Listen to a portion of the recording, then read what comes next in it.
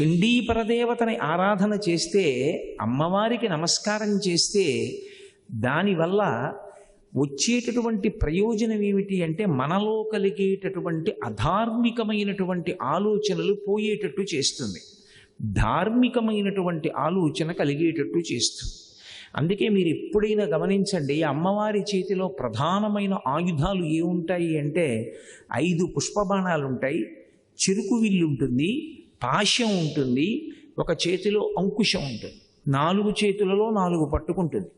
పక్కనే ఉన్నటువంటి కాంచీపురంలో ఉన్నటువంటి కామాక్షి పరదేవత కూడా ఈ ఆయుధాలే పట్టుకుంటుంది. అందుకే కాంచీదామా కరికలన కుంభస్తననత పరిక్షీణా మధ్యే పరిణత శరచంద్రవదన ధనుర్బాణం పాశం శృణిమపి దధానాకరతలై పురస్తాదస్తాంనః పురమధితురహో పురుషిక అంటారు శంకర్లు. ఎందుకు ఆయుధాలు పట్టుకోవడం అంటే, చెరుకు మీరు ఎటు నుంచి కొరకండి తీయగా ఉంటుంది, అటు కొరకండి ఇటు కొరకండి మధ్యలో కొరకండి తీయగానే ఉంటుంది. కోరికలన్నీ కూడా నా వైపు నుంచి వచ్చిన కోరికలు నాకు తీయగా ఉంటాయి. ఒక్కటి గుర్తుపెట్టుకోండి, అసలు కోరికలు లేకుండా ఉండు, 1 రూపాయి సంపాదించద్దు అని అసలు ఏ శాస్త్రం చెప్పదు. అలా అనుకుంటే చాలా పొరపాటు. అది ఒక్క సన్యాసాశ్రమానికి చెల్లుతుందేమో కానీ ప్రత్యేకించి గృహస్థాశ్రమంలో ఉన్నవాడు ఏ కోరిక లేకుండా ఎలా బ్రతుకుతాడు? నేనే ఉన్నాను, ఇంత ఉపన్యాసం చెప్పాను, కాసేపు ఆగి ఇంకొక 2 గంటలు పోతే ఆకలేస్తుంది, ఫలహారం పెట్టమని నా భార్యను అడగకుండా ఉండగలనా? సంతానాన్ని పొందకుండా ఉండగలనా? నా భార్యాబిడ్డల యోగక్షేమం చూడకుండా ఉండగలనా? వాళ్ళకి కావలసినవి సమకూర్చకుండా ఉండగలనా? కోరిక లేకుండా ఎలా బ్రతుకుతాడు మనిషి? కానీ ఇక్కడే చిన్న విషయాన్ని జ్ఞాపకం పెట్టుకోవాలి. కోరిక పుట్టడం ఎప్పుడూ తప్పు కాదు, కోరిక తీర్చుకోవడం ఎప్పుడూ తప్పు కాదు. అసలు శాస్త్రం దాన్ని తిరస్కరించలేదు. మీరు బాగా పట్టుకోవలసినటువంటి విషయం. ఎందుచేత అంటే అలా కానీ అంటే అంతకన్నా పైశాచికత్వం ఇంకొకటి లేదు. ఈశ్వరుడు నిజంగా ఆ మాట అన్నాడు అనుకోండి, ఆయన కన్నా వికృతమైన మనస్తత్వం ఉన్నవాడు ఇంకొకడు లేడు. ఎందుచేత బ్రహ్మాండంలో ఇన్ని సుఖస్థానములు పెట్టాడా, ఇక్కడ జ్ఞానేంద్రియాలు పెట్టాడా, నువ్వు ఏ సుఖం అనుభవించద్దు, ఏ కోరిక నీకు ఉండకూడదు అంటే ఎలా చెల్లుతుంది? ఆయన కోరికలు ఉండకూడదు అని అనలేదు. ఆయన అన్నది ఏమిటంటే కోరికలు ధర్మబద్ధమై ఉండేటట్టు చూసుకోమన్నాడు. మీకు చమత్కారం ఎక్కడుంటుందంటే, నేను ఒక తాడు తీసుకొచ్చి ఇలా తిప్పాను అనుకోండి, ఏం చేసినట్టు? కట్టేశాను. అదే తాడు తీసుకొచ్చి ఇలా తిప్పాను అనుకోండి, విప్పేసినట్టు. ధార్మికమైన కోరిక బంధించదు, విడుదలకి కారణమవుతుంది, అదే మోక్షానికి కారణమవుతుంది. అందుకని ఆశ్రమ వ్యవస్థ అన్నది రావడానికి కారణం అది. బ్రహ్మచర్యం ఉంటుంది, బ్రహ్మచర్యాశ్రమంలో ఒక్క గురువుగారి దగ్గర కూర్చోవడమే. గురువుగారి దగ్గర కూర్చోవడం, గురువుగారి దగ్గర పాఠం వినడం, గురువుగారి దగ్గర జ్ఞానం నేర్చుకోవడం.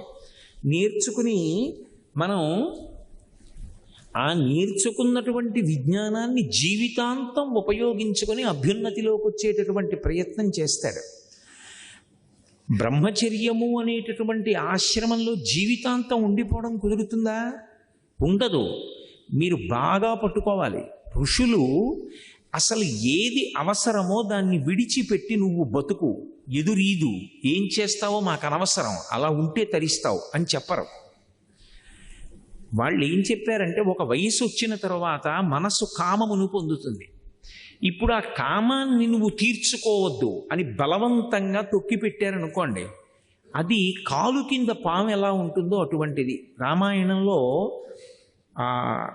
రావణాసురుడు 10 తలకాయలు తెగిపోయి యుద్ధభూమిలో పడిపోతాడు. మండోదరిని తీసుకొస్తారు. అందరూ అనుకుంటారు ఆవిడిప్పుడు రాముణ్ణి నింద చేస్తుంది అనుకుంటారు. ఆవిడంటుంది రావణాసురుడి దగ్గరికి వచ్చి, ఓరి దుర్మార్గుడా, నువ్వు రాముడి చేతిలో చచ్చిపోలేదు, నీ ఇంద్రియముల చేతిలో నువ్వు చచ్చిపోయావు. తపస్సన్న పేరుతో ఇంద్రియాల్ని కొన్నాళ్ళు తొక్కి పెట్టావు. ఆ ఇంద్రియాల్ని తొక్కి పెట్టడం ఎవరికీ సాధ్యం కాదు. ఓ త్రాచుపాము ఇలా వచ్చేసింది అనుకోండి, నేను కంగారు పడిపోయి లేచాను, నా కాలు పావు పడగ మీద పడింది, పావు పడగ నా కాలు కింద ఉంది, అది ఇప్పుడు నన్నేం కరవదు, అలా అలా అలా తోక తిప్పుతోంది. పాము పడగ నా కాలు కింద ఉంది, అది నన్ను కరవలేదని చెప్పి నేను ధైర్యంగా పావుని కాలు కింద పెట్టుకుని నించోగలనా? నేను కాలిప్పుడు తీద్దామని చూస్తాను, అది నన్నెప్పుడు కరుద్దామని చూస్తుంది. నేను కాలు తీయడం ఏమిటి, అది పారిపోవడం కన్నా నన్ను కరవడానికి ప్రయత్నిస్తుంది. ఇంద్రియములను బలవంతంగా నొక్కి పెడితే కాట్లు వేసేస్తాయి. దేవీ భాగవతంలో వ్యాసుడు శుకబ్రహ్మతో మాట్లాడుతూ ఈ మాట చెప్తాడు. ఇంద్రియాణి బలిష్టాని ననియుక్తాని మానద అపక్వస్య ప్రకుర్వంతి వికారాం స్థాననీకషః. ఇంద్రియములంత బలవత్తరమైనటువంటివి లోకంలో ఇంకా ఏవీ ఉండవు. అందుకే భాగవతంలో ప్రహ్లాదుడు హిరణ్యకశిపుడితో మాట్లాడుతూ అంటాడు, లోకములన్నీయున్ గెలిచినాడవు ఇంద్రియానీకము చిత్తమున్ గెలువనేరవు, నిన్ను నిబద్ధు చేయు భీషణ శత్రురార్బుర ప్రభిన్నుల చేసిన ప్రాణికోటిలో నీకు విరోధి లేడొకడు నిర్పున చూడుము దానవేశ్వర అంటాడు. ఇంద్రియాల్ని అరిషడ్వర్గాల్ని గెలవగలిగితే సమస్తాన్ని గెలిచినట్టే. అంత తేలిక కాదు ఇంద్రియాల్ని గెలవడం. అందుకే ఋషులు ఏం చేశారంటే, ఒక వయసు వచ్చిన తరువాత మనసులో పొటమరించినటువంటి కామాన్ని ధర్మంతో ముడివేసేశారు. ధర్మబద్ధమైన కామము విడుదలకి కారణం, అది బంధించదు. ఇప్పుడు ఏమైంది? కామపత్ని కాదు, అందుకే సనాతన ధర్మంలో ఆమె ధర్మపత్ని.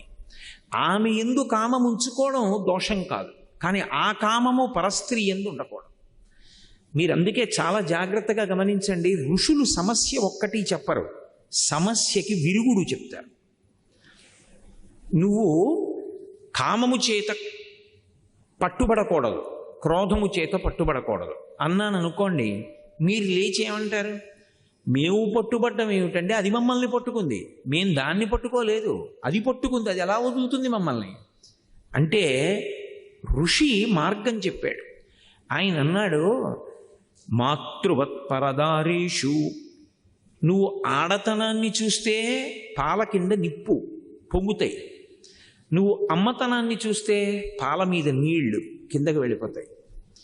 కాబట్టి నీ భార్య యందు తప్ప ఏ ఇతర స్త్రీ వంక చూసినా నువ్వు ప్రతిరోజు ఏ కామాక్షి పరదేవతకు నమస్కారం చేస్తున్నావో ఆమెయే నీ కన్నుల ముందకి కరచరణాదులతో వచ్చి నిలబడింది.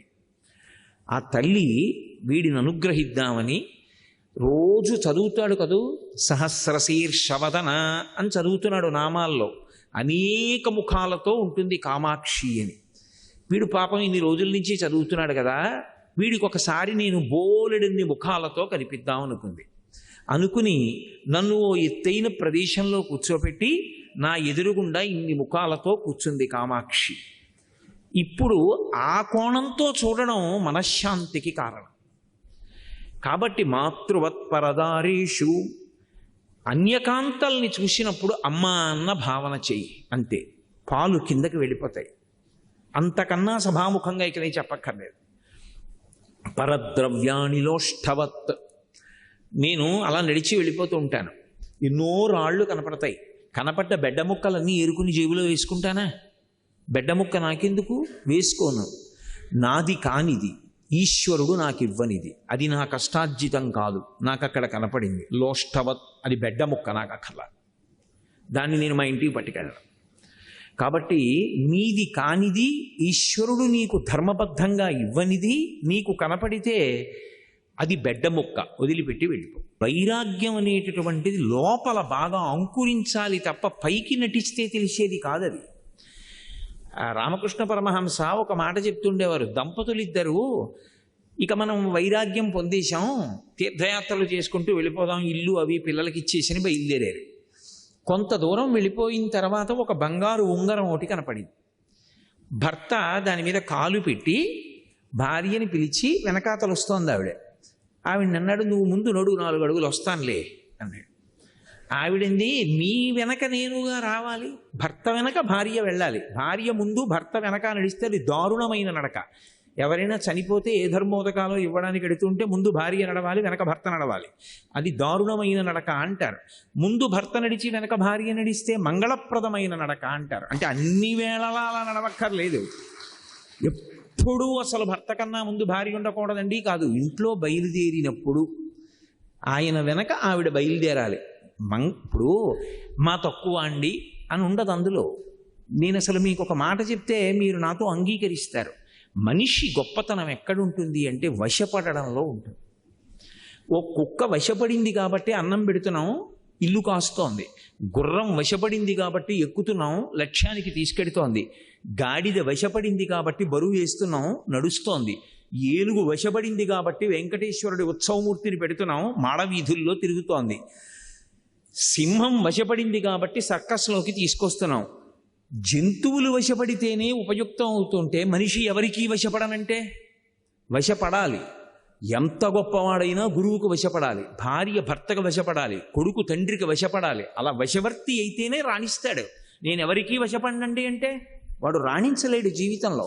అందుకని అదేదో ఒకరిని తక్కువ చేయడం ఒకరిని ఎక్కువ చేయడం కాదు. మళ్ళీ వెనక్కి రండి. అందుకని ముందు భర్త వెనక భార్య, అది గౌరవం.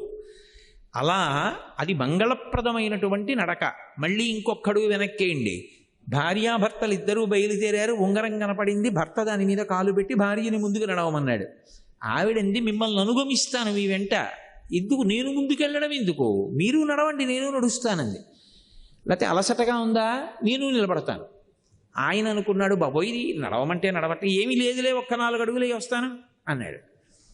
ఆవిడంది, ఇంకా ఇంత వైరాగ్యం వచ్చిందని ఇద్దరం ఇంటి నుంచి బయలుదేరినా మీకు బంగారం ఉంగరానికి బెడ్డ ముక్కకి తేడా తెలుస్తోందన్నమాట అంది.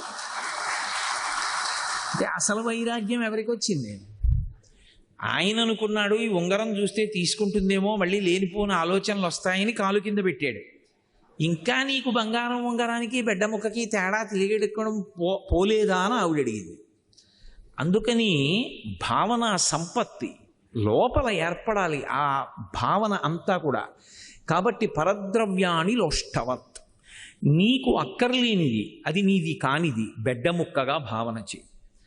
అలాగే ఆత్మవత్ సర్వభూతేషు, నేను ఆయన్ని కొట్టడం కాదు, ఆయన నన్ను కొడితే నాకెంత బాధ కలుగుతుంది కాబట్టి నేను కొట్టను.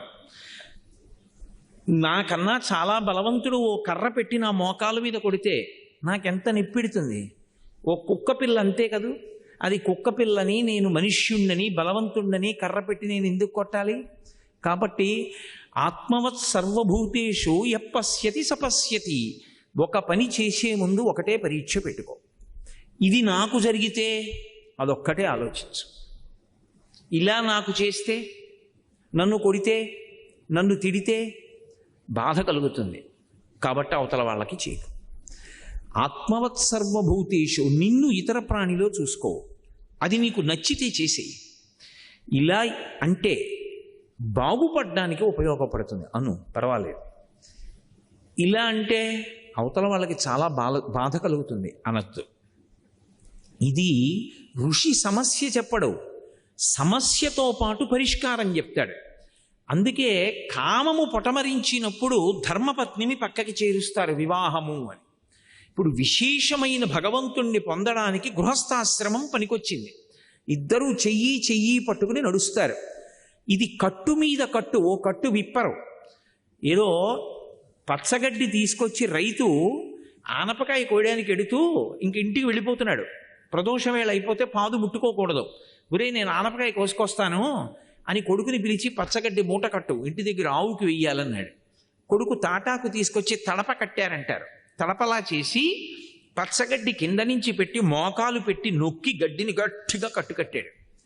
తండ్రి ఆనపకాయ కోసుకుని కాళ్ళు చేతులు కడుక్కుని వచ్చాడు. ఏరా పచ్చగడ్డి మూట కట్టావా?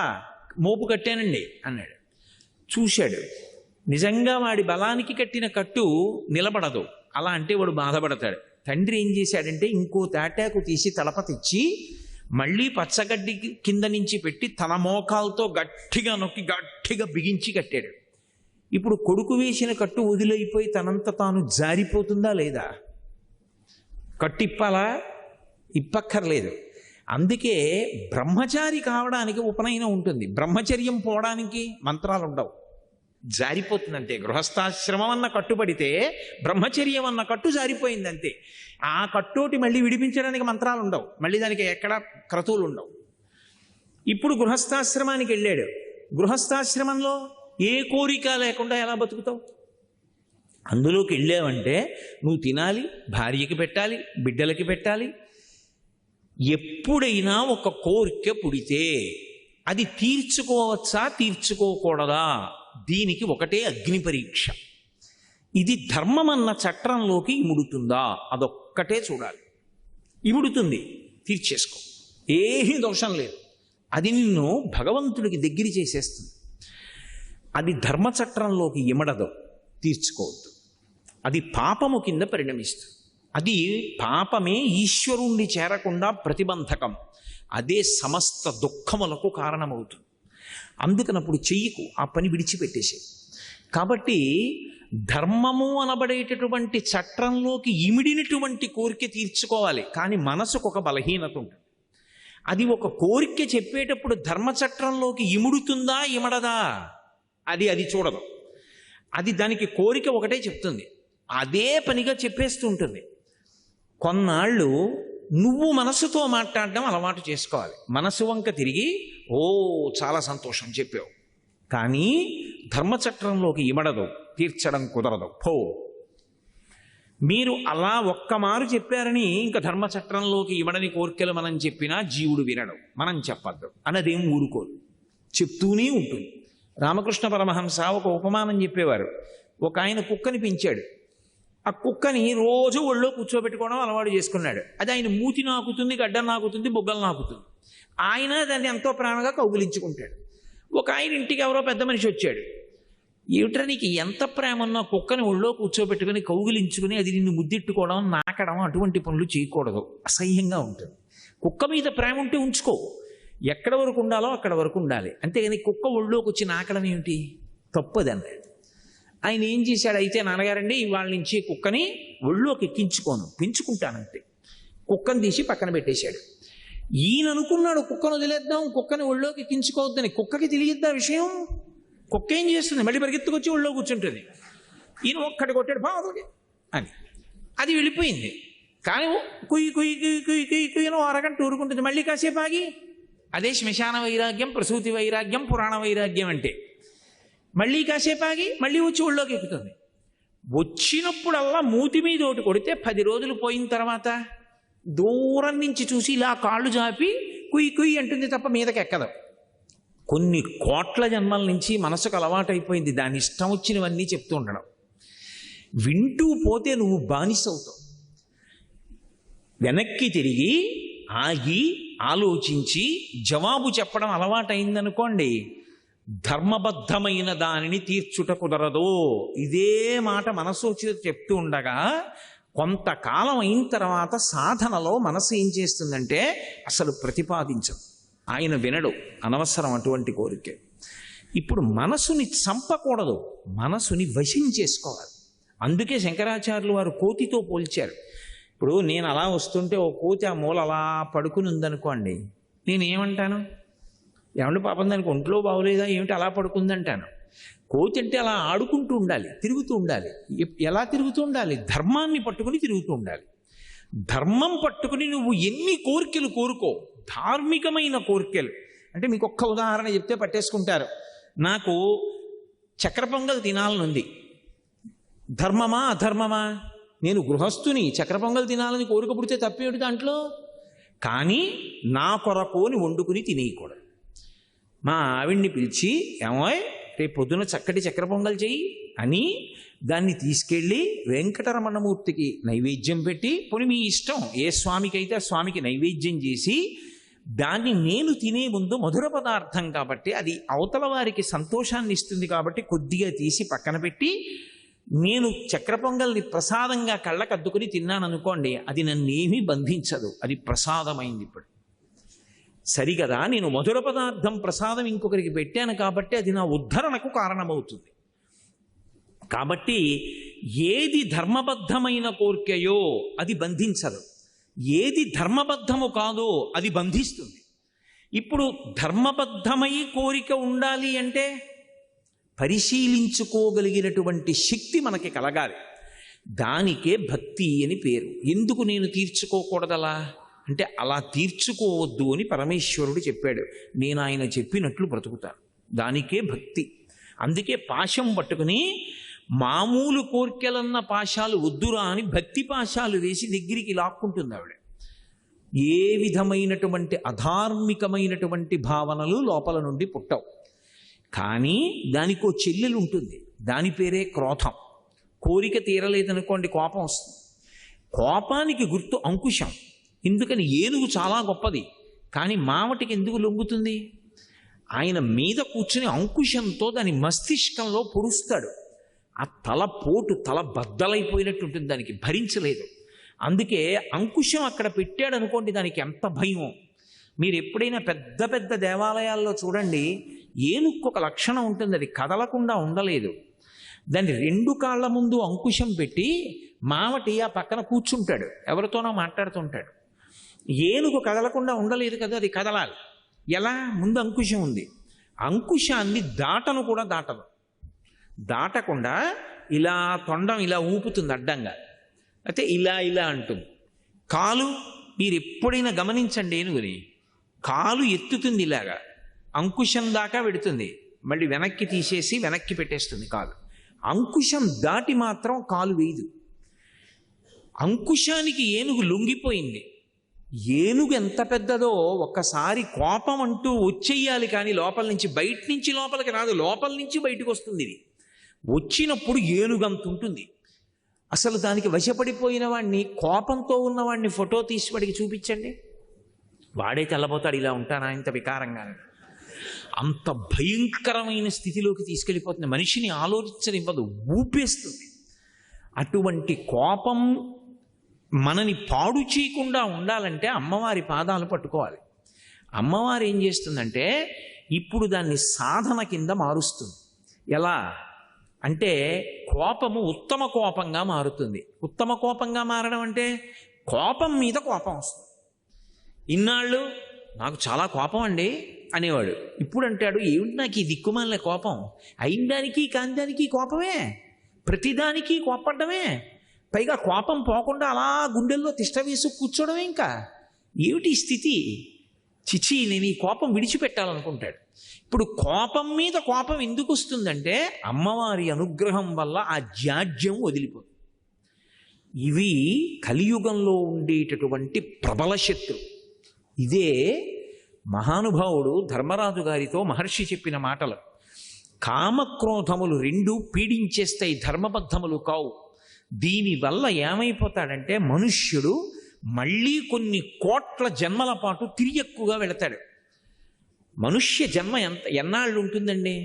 మహా ఉంటే 70, కాకపోతే 80, పోని పూర్ణాయుర్దాయం ఉంటే 100. ఉంటే మాత్రం అందరూ కంచికామకోటి పీఠాధిపత్యం వహించిన చంద్రశేఖరేంద్ర సరస్వతి మహాస్వామి వారిలా అపారమైన జ్ఞాపక శక్తితో ఉంటారా? ఉండరు. 80 ఏళ్ళు వచ్చేటప్పటికి విస్మృతి వచ్చేస్తుంది, గుర్తుండదు. తాళం ఎక్కడ పెట్టాడో గుర్తుండదు, వీడెవరో గుర్తుండదు, వాడెవరో గుర్తుండదు, ఏం మాట్లాడాడో గుర్తుండదు, చెవులు వినపడడం తగ్గిపోతుంది, కళ్ళు కనపడడం తగ్గిపోతుంది, శరీరము జర్జరీభూతమవుతుంది. అప్పుడు అటువంటి స్థితిలో అన్ని జ్ఞాపకం ఉంటాయని నమ్మకం లేదు. 20 ఏళ్ళు వచ్చే వరకు శాస్త్ర పరిజ్ఞానం కలగనే కలగదు. మిగిలినవి 60 ఏళ్ళు, సగం నిద్రలో పోయింది, ఇక మిగిలింది 30 ఏళ్ళు. సంసార పోషణలో 20 ఏళ్ళు పోయింది, మిగిలింది 10 ఏళ్ళు. 10 ఏళ్లలో మిగిలినవి ఎన్ని కార్యక్రమాలు ఉన్నాయి? ఎక్కడ భగవద్భక్తి, ఎక్కడ నిలబడుతుంది? అందుకే అసలు అమ్మవారి అనుగ్రహం కలిగినటువంటి వాడికి ఉండేటటువంటి లక్షణమేమి అంటే వాడు నిరంతరము పరిశీలనాత్మకమైనటువంటి దృష్టితో ఉంటాడు. ధర్మం వైపుకి అడుగు వేస్తాడు తప్ప అధర్మం వైపుకి అడుగు పడకుండా ఆవిడ జాగ్రత్తగా పొదివి పట్టుకుంటుంది. పట్టుకుని ఎప్పుడూ ధర్మం గురించి ఆలోచించేటట్టుగా చేస్తుంది. సర్వం శ్రీ ఉమామహేశ్వర పరబ్రహ్మార్పణమస్తు. స్వస్తి.